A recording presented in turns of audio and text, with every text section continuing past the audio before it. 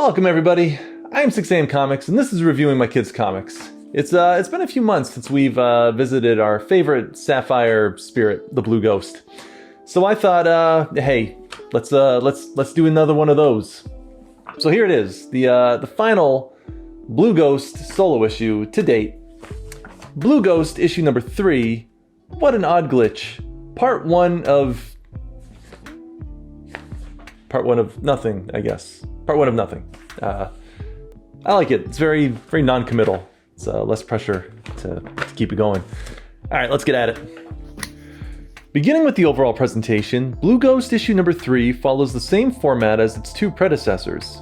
A beautifully colored cover with markers and pencil, a nicely designed gradient-filled logo, a triple staple binding, and of course, masterfully illustrated black and white penciled interiors. It's shorter in length than the previous two entries, but rather than wasting a page on a recap, it just jumps right into the action, picking up immediately after issue number 2. As a quick refresher, our title hero Blue Ghost draws his powers from the moon. These powers include eye lasers and teleportation when he snaps his fingers. The origin of how he gained these abilities is unknown, but speculation about his name as well as his bizarre debut appearance in Hacked has led many to theorize that he was once dead and later resurrected by some unknown lunar force. Feel free to check out my previous Blue Ghost reviews to get into all that. As for now, let's dig into this here funny book. After our last battle, we see Blue Ghost holding the last book's antagonist, the Flame, after he was previously shrunken in a pool of water. Gotcha! Hey, how dare you! Hee hee! Suddenly, the bite-sized villain begins to glitch. Huh? What's going on? His helmet horns shrink, and slime begins to consume his entire body. As the mysterious substance consumes him, he begins to grow to outrageous heights. I glitched into a giant monster! Blue Ghost stands before this massive villain, shocked. I am Assassin! Donning his new name, this transformed foe begins wreaking havoc across the city, destroying buildings as the military desperately tries to take him down with their laser-mounted helicopters.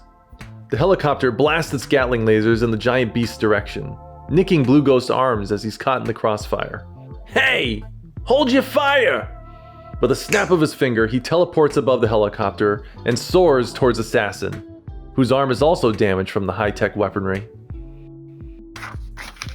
Blue Ghost raises his arms and begins drawing more power from the moon and releases a mighty burst of energy from his eyes.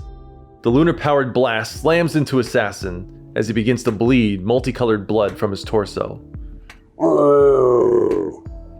Displaying a newer approach to his innate powers, Blue Ghost snaps his fingers and teleports the monstrosity far away, to the planet Mars. He briefly hovers over the planet's thin atmosphere before he explodes with a thunderous pop. So colorful! And this is a black and white issue! Nice, I dig the self-flattery. The blast from Assassin's apparent death sends a small meteor from Mars flying back to Earth, and it lands next to our hero. A hand reaches forth from the space rock and touches Blue Ghost on the side as he begins to disappear. Hey, where'd my side go? The rock speaks. I gave you a power. Blue Ghost continues to disappear as the rock speaks. You can now turn invisible. The end. Oh man, we got some stuff to unpack here. Let's just get right into it, beginning with the odd glitch from the beginning of the book. It's never explained what exactly caused this bizarre occurrence that transformed the Flame into the kaiju-sized assassin. To the uninitiated in the worldwide lore, this would appear as just a random supernatural occurrence, needing no further explanation other than weird thing make plot happen. However, to those familiar with Blue Ghost's history, we might recall his debut issue Hacked, from before he even had a name. The story begins with a random superhero playing video games on top of the Eiffel Tower, who is magically teleported to the ocean where an ice-themed villain awaits him. The mysterious force communicated through the video game, and one might infer this resulted in a deadly glitch, which many believe led to this young hero's death. As stated in my previous reviews, many believe Blue Ghost died in that issue and was resurrected in Blue Ghost number 1 as a legit superpowered hero. Could it be that this strange hostile force caused the Flame's transformation into Assassin? Not to mention, Assassin is an interesting name choice, almost as though he was employed by this unknown antagonist to take out our title hero. Beyond this unknown presence trying to kill the Blue Ghost, It should also be pointed out that there is another unknown presence preserving him. Some being associated with the moon seemingly resurrected him. And at the end of this third issue, we have a chunk of Mars granting him even more powers. It's almost as though the cosmos themselves are intervening in this deadly plot to wipe our hero off the face of the earth. Beneath the guise of a simple superhero battle, Nolan, per usual, is always leaving breadcrumbs to a larger theme at hand. And let's not ignore how he masterfully weaved biblical imagery into this tale. As the meteor touches the side of Blue Ghost and gives him powers, I'm reminded of Genesis 32, where the angel of the Lord touches Jacob's side and blesses him. And where Jacob's hip was dislocated in the encounter, Blue Ghost's entire side visually disappears. He was only 10 when he wrote this, people. 10. What am I doing with my life? As I mentioned, this is currently the final issue of the Blue Ghost to date.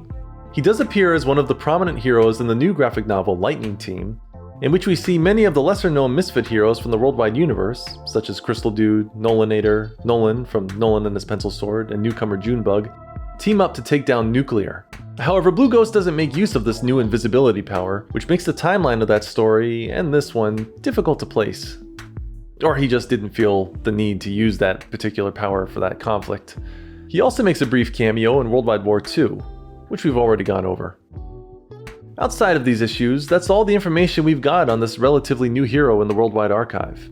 And if this is all we get of the series, unsolved mysteries and all, it still makes for one of the more entertaining trilogies in Nolan's ever-expanding universe of heroes. But I wouldn't expect this to be the last we see of the Blue Ghost. Also, the issue's cover clearly says Part 1. But the second number is, it's left blank, so who knows? Maybe it's Part 1 of 1. Sure, why not? And there you have it. Blue Ghost, issue number 3, What an Odd Glitch, Part 1 of blank. Presently the final issue in the Blue Ghost solo series, but not the final comic book featuring this beloved hero, as he is prominently featured in the 75-page graphic novel Lightning Team, which we will definitely get to eventually. It's a thick book with a pretty wild cast of misfits from the Worldwide Archive. In any case, I'm going to go ahead and give my official rating for Blue Ghost number 3, and I'm going to give it just a whole mess of glitches. Just a whole... Howdy do. Sub it Like it, sharing them out.